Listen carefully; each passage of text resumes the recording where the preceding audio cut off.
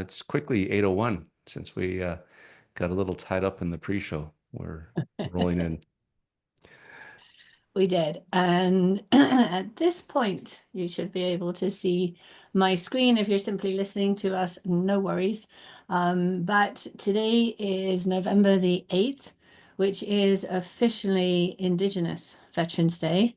And obviously, looming on the other side of the weekend is November the 11th, Remembrance Day. So if you're joining us and have any connection to any service of any kind, thank you. Whether it's within your family, within your friends, thank you for your service. Indigenous peoples have proudly served Canada at home and abroad for well over 200 years, and thousands of Indigenous people have given us a sacrifice, a contribution to Canada's history and Canada's security. So today, November the 8th, Indigenous Veterans Day, is a day to honor the service, the struggle, the courage, and the sacrifice of all who serve, whether it's at home, around the world, and of course, across many generations now. Thanks, Craig. Thank you, Jenny. Yeah, very important remembrance, and had the opportunity to walk past the War Memorial in Ottawa when I was there earlier. So it's always somewhat poignant and a little heavy to walk past that. But today we are here to talk about animals in the zoo. Oh, employees. No, this was spurred on to us. Jenny and I take some time, usually, weeks, couple months in advance, trying to figure out what we're going to talk about later on. And I saw this LinkedIn post a while back that talked about the 10 dangerous workplace personalities. We will send out all the personalities to all of you. So please don't try and keep up with all the acronyms and names. But the post was really talking about that you can break down personality types into these type of animals that you might see in the zoo. We've talked about hippos, for example, here, right? The highest individually paid person's opinion. But I think, Jenny, what this is really getting at when we look at personality types is how do you, as you're trying to build a team, trying to build a culture, how do you best leverage personality types on your team? I think in this case, we're really trying to talk about, how do you either avoid or manage or control? Control is not quite the right word. Influence, maybe. The difficult personalities on your team that can kill culture, because I think difficult personalities can probably do more damage quickly than great personalities perhaps can lift up a culture. Yeah, maybe. Good question. So I think the key lies sort of within the words that you said, in if we look at what used to be, we used to run away from it. And as a leader, we expected everybody to mold into us as a leader and what we wanted. And what we're seeing is far more effective today is actually recognizing that the personalities are different and embracing that. Because as everybody shows up, they show up as really, it's almost like parts of a jigsaw puzzle. And how are we going to best put those pieces together to best achieve whatever it is that we're aiming for? And that's different across all sorts of teams as well. So maybe we'll put a little cross out on the avoid, and maybe we'll put a little cross out on the control, and then we'll carry on from there. How's that sound? Well, I threw it out there because I knew it would trigger you a little bit, right? You did. That's Yeah. not, Well, but to your point, that's not what we're trying to do, right? We all go to work every day knowing that there are individuals and personalities that we work with better perhaps than others. We know there's individuals and personalities that grate on us more than others, right? And as a leader, you are in a position where you really have to think about on your team, you're going to have different personality types. And to your point, you don't want to, kind of squash out somebody's personality. You're not trying to, take that away from the team, because the last thing you want is a team of everybody exactly the same. Like the lack of diversity in that can be perhaps even more damaging to productivity and moving things forward. Right. So maybe we should dive into why don't you bring that slide back up and we could talk about a couple of these personality types just to get the conversation rolling because I think there's some really interesting ones in here and some that are really poking fun at things. Again, we've talked about the hippo before, but I don't know, Jenny, why don't you dealer's choice? I'll let you kind of run with one here and we can go from there. Okay, so there's about 10 in the full collection, the piece of paper that Craig held up, and we could put them into easy buckets. I think what you see on the screen there, we've got those hard dominating personalities. It's funny, I wouldn't call a zebra a dominating animal actually, but as it's described below by its acronym, that arrogant piece is difficult for some people to hang on to. And I didn't do it on purpose, but actually at the other end of the spectrum there with the parrot, that ridiculously repeating others has been a topic of conversation actually for us recently, not at SAIT here at home. We've been talking about how do you deal with people. And actually, I think the one end of the continuum is people pleasers. And the other end of the continuum, when we come across as arrogant, the perception is that we have no interest in pleasing anybody else but ourselves. And then the two in the middle kind of fit within there as well and are hard to work with. So what if we start with talking about, I want to head to the arrogant because it's difficult. And immediately when we start talking about personalities, and you see me do it a lot, Craig, you have to come this way, like look at yourself before you're looking there. So the perception of arrogance sits with the person who's receiving it. And so a lot of this, when we're talking about personalities, you really have to know yourself before you can begin to work with the people on your team. And then the other part that we just said too is you've really got to know the people on your team. And somebody shows up very dominant, very controlling, always holding space in the meeting. We've worked with those people. They are always talking. Then what are we going to do with that? How are we going to work with that? Now, if you know the person, you know what sits behind that. If you don't know the person, and that's the kind of thing that grates on you, you're immediately in that space of reacting. Well, here's one of the things with controlling people or loud people, even like dominating in there, is if you come in and I come in and I try and over dominate you, the next step is really obvious. Yeah. Now we're not having a conversation, we're simply escalating, and then we're going to end up just chucking sentences around, we don't get anywhere. So how do you capture the attention of those people in order to return it? Let's say we're in a meeting, we want to return it to a conversation. And so, I mean, there's lots of simple tips. Like people who hold that prominence piece, they actually really like the sound of their name and they like to be recognized. And so, even if it's grating on you, what we want to do is bring it back to productive conversation, bring it back to productive performance.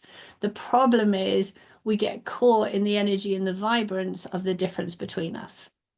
I don't know if that sort of started anything with. Yeah, I think it's well, it's already triggered a question and Oh, a cool. question along the common theme that we always get here. So I think there's a few ways of looking at any of these personality types, and maybe we can Mhm. kind of take a look at this to start with. So as a leader, you're going to have folks on your team that exhibit any of these personality traits, right? You're going to have zebras, as you call it. It always sounds so much better when you say it than when I say That's pretty zebra. good. That's I good. don't know what it is, but there's something just so sophisticated about zebra. Um, you're gonna have zebras, you're gonna have the wolves. The wolves are the working on the latest fire. You're gonna have rhinos, really here in name only, et cetera, et Mhm. cetera. You're gonna have those personalities that report to you. You're gonna also report to those personalities. So as a leader, you got to figure Yes. out how to run and manage your team and get the most out of these personality types. You also have to figure out how to manage up. And the other thing that we were somewhat joking about beforehand is as you look at these personality types, if you look around the room and you can't identify one of them, you might also have to consider that yourself, Hmm. right? You could be the zebra in the room. So I think there's three paths here. And so I think the first one here that you've really triggered for on the question side is, what do you do when that dominating person is the leader? That's the first question that we have here. So we say this a lot, and we get asked a lot, don't we, about how do you manage up? What do you do when this is your leader? And the rules don't change because if you're a leader, you're a human. If you're on a team, you're a human. If you're the CEO, you're a human. And we come with our own personalities. And what we know is that when a personality doesn't match ours, it either grates us, annoys us, it causes a reaction of some kind. But the sort of secret to success, I think, here is recognizing we don't have to be best friends. We do want to build trust and we do want to build a relationship, but it's a working relationship. We're at work. And so it's the same sort of rules. If that dominating, person is there, it's how we present ourselves in that conversation. We're looking this way first. This is the only thing you have control over. I might want to change everything about that person in front of me, but I can't. I don't control another person ever. I might be able to influence them, but I don't control them. And so what I can control is here. I can control my response. I can control the way that I lead the conversation. So when you're dealing with somebody whose personality is very different than yours, you're going to have to almost like think into that conversation. And for some personality types, if we've got a dominating or domineering or controlling leader, that's a ton of courage to step into that. And as humans, we're constantly weighing that risk. And so as a leader, what kind of permission are you giving to people? If you've given no permission for that conversation to happen, it's probably not going to happen. But Right. if you've got that opportunity to step in and you've thought about the conversation beforehand, then you're able to lead better. And we've said this too, leadership is a behavior, not a role. So you lead better into that conversation. You're leading with someone who's controlling. The last thing that you want to do is devalue you. So, in those situations, we think it sounds humble, but we're not putting ourselves down first to put them up. They're already up. Don't need to put them up any further. So meet them at their level and stick to the facts Mm. and sort of just hold your boundaries because they respect boundaries. That's what they work by, rather fiercely.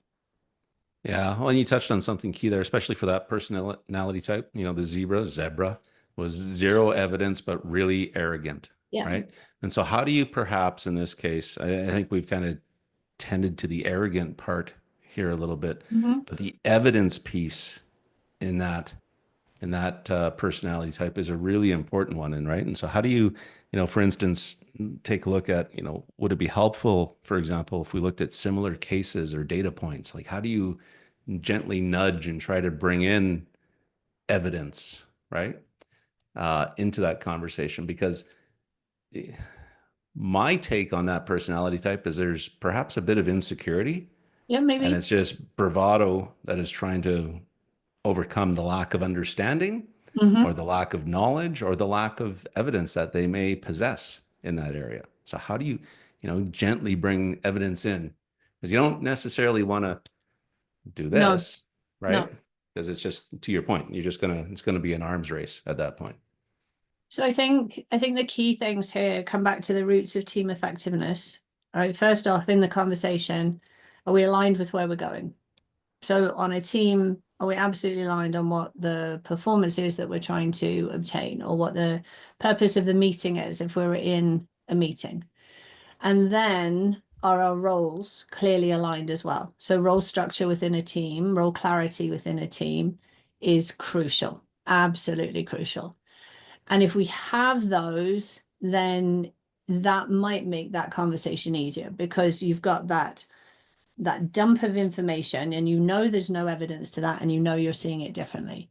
And if the roles are clearly defined, let's say I'm a subject matter expert in your meeting and I'm listening, that's the first thing you have to be listening is as you hear them, you say, okay, I hear and repeat back to them a little bit of what they said, not verbatim, but a little bit of what they said, because that's important to them, whether you agree or don't agree. And then the sentence is simple. In my experience or in my what I know or what I'm seeing is completely different. Can I show you or can I explain X?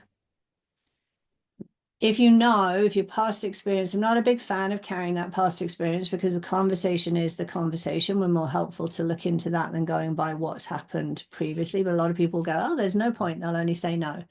Then leave out the question. Okay, so I hear X, Y, and Z. That's their part.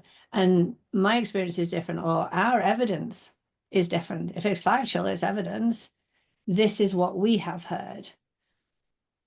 And then let Yeah, it sit with them. Because if it's factual, then it can sit with them. absolutely. And I think in the couple comments in the chat are kind of speaking to the fact that, pro- providing evidence is sometimes not met with, not received well. Mm-hmm. And, I think you need to be careful to expect that evidence is going to perhaps change an opinion or a belief in the moment. Mm-hmm. Folk, most folks don't necessarily want to admit right away that they were wrong about No. something. Perhaps you need to revisit, come back to it, share the evidence, and to your point, leave it for a bit, right? And, and It notice too, what we're saying is I'm seeing, or maybe I heard, it depends on what the conversation is, or I have this data and it's not, you've got this wrong or you're missing anything. When we throw that you in, we kind of point the finger. And if the best thing to consider is all those personalities around your table, they're adults. So adults with a skill set that are showing up to do a job. And so when you say like I have this data or I have these facts or this is how it looks from our perspective, it could well be different. And there's a whole it's always acronyms. But when people receive information that they don't like or that's different or that's pushing their boundaries, the first three things we go through actually spell sad, shock, anger, and denial. And some people shift through that in 30 seconds. And they might be a little bit embarrassed and they might be a little bit uncomfortable, but you've not pushed them to there. That's simply their reaction. They're in control of their reaction. Give them that space. Like we're humans. Some people take longer. And part of this, and it's hard if you're in a real courage space showing up with this bit is difficult, but the best feedback you will ever receive is somebody else's reaction. So as you've said it, you've got to be paying attention to that person too, because you might see in their body language, whoa, I've never thought of that before. Well, there's a conversation right there, but you might see, oh, well, then there's a pause there. Give them that Yeah, space. yeah, no, and I think you just we're in such an environment right now where changing your mind can be seen as a sign of weakness, right? And so I'm not going political on this. We're going to leave this week alone. But just in general, it used to be, and Adam Grant, I think, talks about this, that Hmm. wisdom is the ability to learn new information and change your opinion. It's something, yeah. Something Yeah. to that And it's all effect. about the unlearning. Exactly, Yeah. right? New evidence can help change your mind, change opinions. Okay. While we're on this concept of managing up, there's another personality type. And again, folks, we will put all the personality types in the follow-up materials, but a seagull, this aligns well. So a Right. seagull is a senior executive that always glides in, unloads, and leaves loudly. None of us have worked for any of these people. It's just a concept, right? No, I'm joking, Jenny. But so the senior, the executive that always glides in, unloads, and leaves loudly. Um, This is somewhat aligned with this mm, arrogance, perhaps, but thoughts on this one? What does this trigger for you? And as I'm just, I think we'll close the loop on the managing up here on the mhm. seagull piece and then come back to. I want to start with actually where we started because we will have some seagulls in the room, like we absolutely do. And the go this way first of all. And so if you hold a very senior position by title, your impact is incredible. And you're so not aware of your impact because I mean we come across these people. I spend my days with these people. I'm just a human being. Yes, you are. And your impact is much greater than you think. And so one of the things when we're looking this way, if you hold a senior, it doesn't matter if you hold any title, if you're a person, like, so first off, your intention and your impact, how close are they? Because very often our intentions are good. Like most people don't show up to cause trouble. They don't show up to hurt other people. They just don't. They really don't. But our personality types, it's not personal, it's personality, have an effect. So your intention and your impact, be really aware of what the difference between those two are. Because when you behave like a seagull, what you leave behind you is an emotional wake. Now you've got no idea because it's behind you. It's like the wake on a speedboat. And so if you drop in and dump, and that dump isn't constructive, the damage you do is not just hours, it's days. Yeah. And often you have no awareness of all because that shutdown that you did because of speed and we needed to move on and yada, yada, yada, has actually just shut that person down for a few months. And so, and it can be worse. And so, when you hold that title, please, please, please be aware of the impacts. And John Amici says, you're whispering something, they hear it as shouting, and you Yeah. have no idea of that. So that's the coming this way. Going that way, like often when this happens, when we do get seagulls, it is fleeting. They come and they go. So as a leader, you're actually left to clean up the mess. And that's quite appropriate with the seagull part that's coming through. So, how are we going to triage this? How are we going to work with this? And I think the first thing as a leader is being aware. Now, if it's just on you, if that seagull did that just to you, just take a moment and pause and really recognize, how you're feeling, what you're thinking, what your immediate reaction is. Because when we spend that time in reflection, and it's a minute, 2 minutes, we actually de-escalate everything. And then we can sort out what we need to own and what we don't need to own. Mhm. And it's really hard. I know it's hard because our emotions are what make us human. But, that leave loudly, that part, can we let that go? Like, let them move on. This is important and your team is important too. So let's triage that piece. And so pay attention to the reactions. Again, there's your information, and then give some space for empathy. And if you've got that ability, if you've got the relationship, if you've got the trust with that senior executive, take the conversation. The conversation may be as simple as, I'm aware that, and then explain what you saw and the Mhm. impact of what you saw. Sometimes they'll hear you. I mean, people are people. We're going to keep saying this today, unfortunately. Yeah. Yeah. And, leaders are, yeah, it kind of goes to a different question that'll segue into the dealing with your team. But to your point, leaders are people too. And so Mhm. depending on, if you're the leader that walks into the room, or if you want to carry on the analogy, the seagull that flies into that meeting room, unloads and leaves, who knows what was going on for that leader Yeah. in the 5 minutes, 5 days, 5 hours before they walked into that room. That's the art of leadership, is knowing how to, take that pause, take that breath, and park whatever might And be that's it. bugging you and Mhm. flip the switch. And sometimes leaders screw up, right? Yeah. It's Yeah. And hopefully, yeah, go ahead.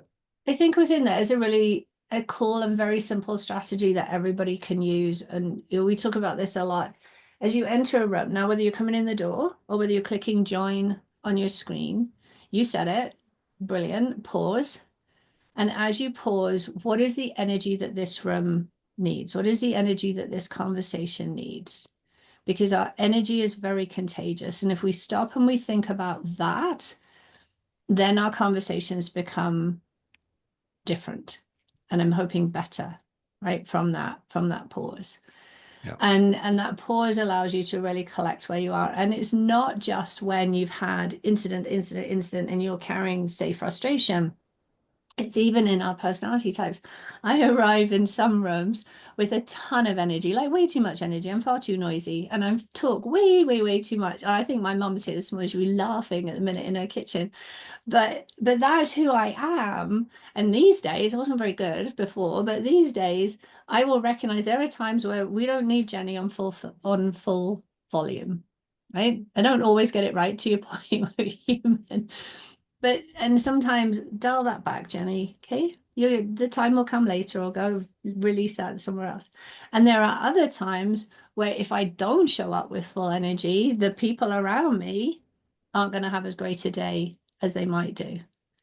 And so Yeah. we have this ability to have that self-awareness, to pay attention to it. And the other part within that, within our personalities, whilst we're talking about how do we manage them, and it's managing ourselves, there are days where I'm at 50%. Right, well, what am I going to do with that 50%? That's a choice that I can make. So I think your pause piece is brilliant in there. And I think we can build on that in lots of different places. Well, that's the end. Once Jenny says something I've said is brilliant, I'm Game over, we're done. game over. Thank you, everybody. No, and so you touched on something interesting too. So there's a couple things that float in my head here around this whole piece around personality.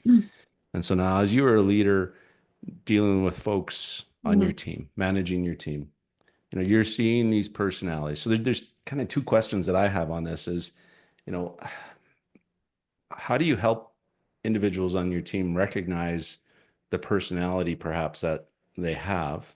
Right? What if they don't know? What if somebody doesn't know that they're a dodo? And for folks, that's someone who uses dangerous and outdated opinions. Right? I'm sure there's days my team looks at me and says dodo. Um, but so how do you help them if they don't know what personality type they are? But the other side of this too is how do you manage and leverage personalities without killing personalities? Mm, Right? You don't want to take away what makes a person unique. It's not what you're trying to do. Is it sounds very drastic, I know, but I think you know where I'm going with this, right? Is mm. you want all these pieces together. So there's a couple questions in there. How do you help folks recognize? And then how do you leverage personalities to the best? Is odds are every one of us probably has some aspects of each of these negative personality types that sometimes come out. So, all right, the really easiest way is there's a myriad of personality assessments out there. Sure. At SAIT, we use Lumina. And Lumina is like insights on steroids. For those of you who've never heard of Lumina, there's a reason that we use it. We love it. And we also, I mean, emotional intelligence, that's a self-awareness assessment as well. And so as a team, if you engage in something like that, it becomes really useful because it's not me saying, this is your personality and my experience with you is this and I don't like it. That's a really difficult conversation. And we'll talk about feedbacking. I think we're going to maybe talk about that in the new year. And it's actually a passion project of mine at the minute. But that is a difficult conversation. So if you use an instrument, an actual tool, then you have the beauty of this is on paper.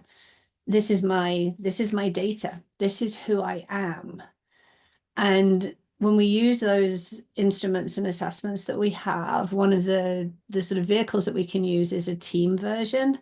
And so we can see how the team stacks up and we can see how this works. So that's your easiest way. And I know that's not in necessarily everybody's budget or plans or whatever, but honestly, that is your easiest way. And it's a ton of fun too, because these are designed like we are meant to be different. And to your point, right at the beginning of today, that's a vibrance and a diversity that we really want to embrace because the benefits are huge when we can work with it.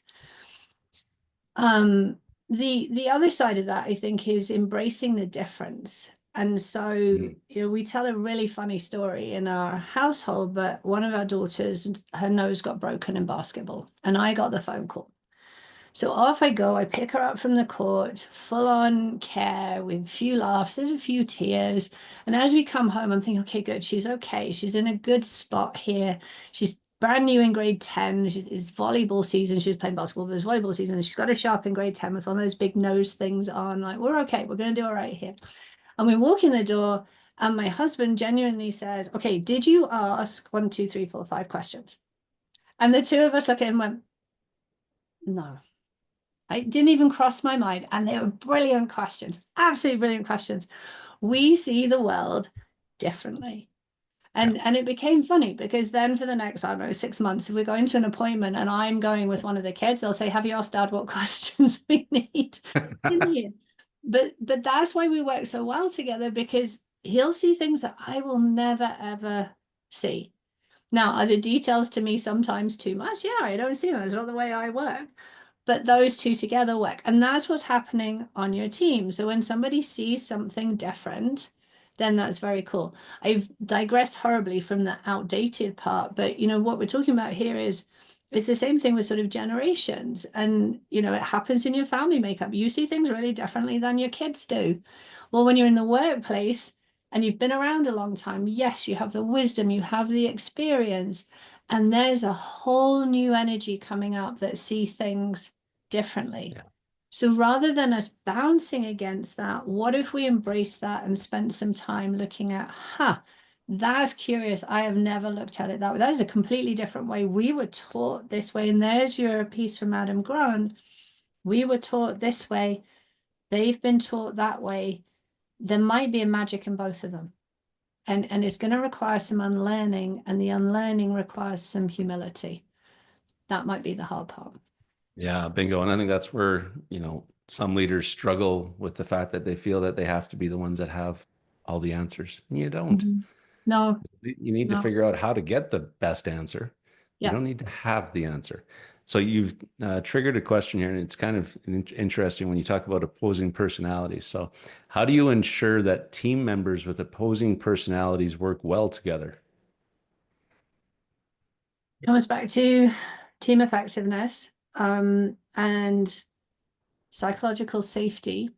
Just in case we've got some new people in here, psychological health and safety, mental health, super important conversation. Psychological safety, the environment that your team works under, and it's an environment where people can question, debate, be curious, bring up their ideas without that interpersonal risk. And I think the question there is talking about, like, how do we ensure that we don't get sort of an escalation or almost like a judgment piece within there.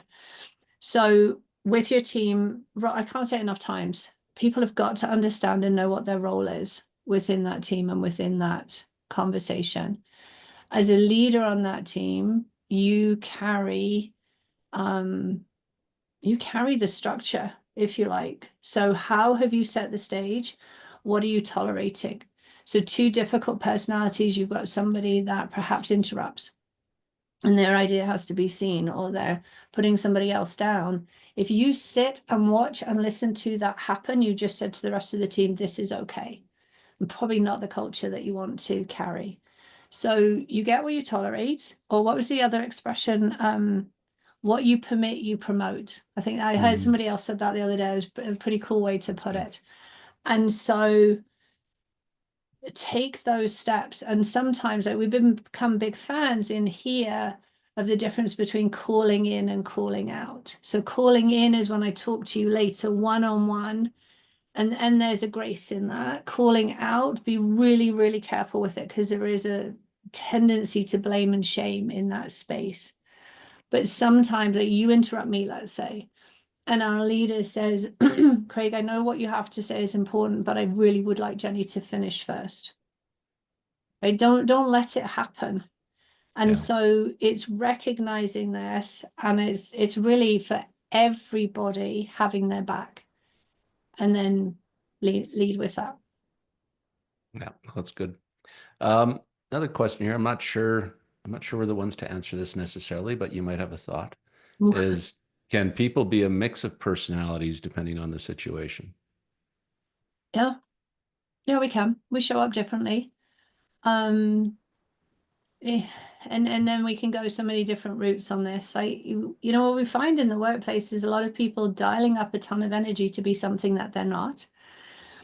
And that's not always helpful, because their energy is going into being what they're not, rather than doing the work that we really would like them to do.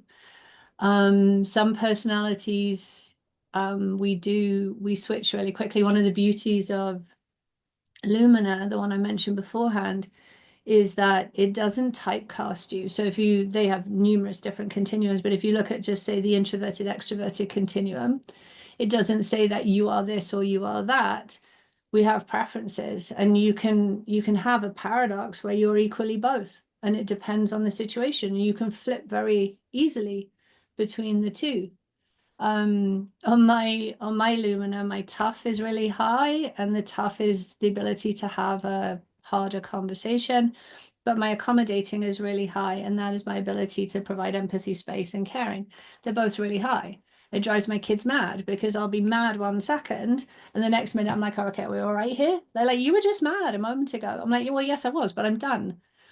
And so, that it would have show up as two different parts to the personality if you were looking at it in black and white, but it might just be our ability to flip between the two. Interesting. So you don't hold grudges. It's going to depend who you ask, actually, and it will depend on what it was. I'm a human Okay. being. I cannot say, I'd love to say nope. Yeah. However, I think we all do to some extent. Um, Another question. How should leaders balance staying authentic to their personality while adapting their approach to meet the needs of different team members? that's a good question. Be true to you.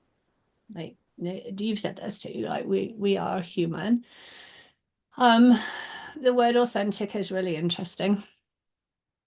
I think that I think we make a choice as to how we show up. I don't know that any of us show up as our unfiltered, very comfortable selves that belongs on a Sunday with our family and our chosen friends. But I think you have to stay true to who you are. And I think the easiest way to do that is know your non-negotiables.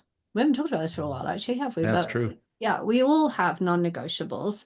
Um, and when we work in our leadership groups, I'm always asking people, okay, what are your top three? You have more, but what are your top three non-negotiables? And when we start to talk about them out loud, we realize really quickly that they're attached to our values, but they also help us set our boundaries, because non-negotiables are things that we will not budge on. And so as a leader, what are my non-negotiables? Have you talked about them to your team? Because that's who you are. Please talk about them, but also know that each of your team has non-negotiables and they're all different. So let's all talk about them. This isn't just about a leader knowing the people on the team. The team has to know the team really well as well for Yeah. this to work. So non-negotiables, values, set your boundaries and stick to them. Perfect. One last question before we move on to our non-negotiable of trying to wrap up on time. But two questions that popped in here is, what are some examples of non-negotiables? What do you mean by non-negotiables? um, okay, so I mean, I've talked about this. Your non-negotiables are the things that are really important to you and for you to receive from the folks around you. So one that shows up a lot might be work ethic, right? If you show up and put in your best effort, then I'm okay with that, whatever the result is. One of my non-negotiables is relevant. And so if I'm in work that I don't feel is relevant or I can't see the relevance, you're not going to get my 100% buy-in, because it has to be relevant to the people that I'm working with. So I'll change tact or change course in order to stay relevant. You and I both hold one non-negotiable. It is just fine for us to have fun at work. It is very cool for us to laugh, to see the humor. The work is very serious, but the culture around that doesn't have to be. Yeah. They take the work seriously, not yourself so seriously. They're all non-negotiables. Some people's non-negotiables are time, right? And this is a fascinating one, because I will start my meeting at 8 o'clock. That is a non-negotiable. Be on time. Right? If that's not negotiable, talk about it, because there are hundreds and hundreds of people who haven't grown up with that message. They've grown up, well, if I arrive 5 minutes late, I am your gift. Here I am. And you're like, we talk about them. When we know them, we have a choice to behave into them. Yeah. I used to have a manager, his non-negotiable was starting right at 8 o'clock, and he would lock the meeting room door.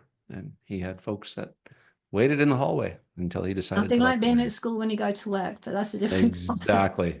Um, but speaking of the non-negotiable of time, All right. good, nicely set up the segue, Jenny. I Well appreciate that. done. Yes. Okay, here we That go. was that was not even planned. None of this is planned. Although this bit is planned. We always promise to leave you with one big idea, two strategies that you can take away and use. And my promise to Craig, no, Craig's ask is 3 questions, one big idea, 2 strategies, and 3 questions. It's not a non-negotiable. I often go beyond 3. We'll see where we go today. So our big idea, and I think we've sort of reflected this enough, is this isn't about everybody else. This is about understanding yourself just as much as the people around you. And communication in its essence, really the success is measured by how they hear you, not necessarily what you're saying. There's a lot underneath that big idea. So 2 things that you can take away. This was actually really hard to prepare because I had no idea, as usual, where our conversation would go. So 1, we lean into this in a big way in our leadership groups, and we use a tool that we have termed the guide to me. But how can you help your team understand you better? How can you help your team understand each other better? One of the quick ways that you can do that is, here's the thing I really need you to know. If I'm ever working with a team, one of the first things I will tell them is, when I'm listening to you intently, it is going to look like I'm in a really bad mood.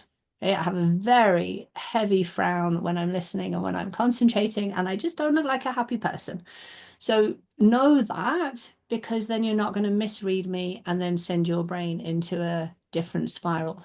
So maybe it's just one thing from each person around the table and a connect before content, but what will help us to understand each other better? Obviously, further end of that continuum, as we've spoken about, is to use actual tools and assessments. Second thing, and I like this, you brought up the pause, Craig, and how we can stop and pause and think. And stop, challenge, choose sounds like a bit of a, whoa, what are you talking about here? But this is in your head. And so when somebody is behaving or showing up that's different to your preference, this is on you. And so just pause. There's your stop, pause. The challenge is, can you challenge your thinking? Because if I think that somebody doesn't, let's say, doesn't care about me, or I think that somebody's always putting me down, I will constantly be looking for evidence of that. And if you're looking for it, you will find it. So can you challenge the thinking? Maybe the fact that they've disagreed with you is actually because they care. MRI, most respectful intention. So challenge your thinking just a little bit, and then you can choose your next step. It is amazing in how many places we can use this stop, challenge, choose just on ourselves. Challenge your thinking. If I'm going to digress just slightly here, sorry, but if you're sat in a meeting and you're like, oh, I'm not going to speak up, nobody will value what I have to say. Okay, stop, challenge that. You wouldn't have been invited to the meeting if you didn't have a value. All right, maybe I do have a value. Maybe they don't see it the same way. All right, I choose to speak up. I choose to step into that. So I think this is a really cool little 3-word thing for us to remember. Stop, challenge, choose. And then 3 questions. In a minute, it looks like I'm behaving myself, although as you recognized last week, I'll sneak in an extra question mark. So there's actually 4 questions in there, and I added one more too. The MRI on that bottom question there, most respectful intention. So these questions are designed for something for you to noodle on, or maybe take through with you through the weekend, through the people around you, because those personalities exist outside of work as well as inside of work. And always remember, you are the personality that you can control. There you go. All done. Awesome. Thank you, Jenny. Very well. And yeah, folks, I just did realize too, this session, our next session was originally supposed to be today, and Curtis had a scheduling conflict and has agreed to join us again in 2 weeks to talk about neurodiversity. Actually, an interesting topic that I think Jenny and I are going to learn quite a bit from as well. So, as always, thank you so much for joining us, Jenny. Thank you. I appreciate you. It's always, I think we had some good chuckles this morning, exactly what I needed after a long stretch. And have a fantastic weekend, everybody. Take care. Yeah. Enjoy the weekend, everyone. Thanks, Craig. You bet.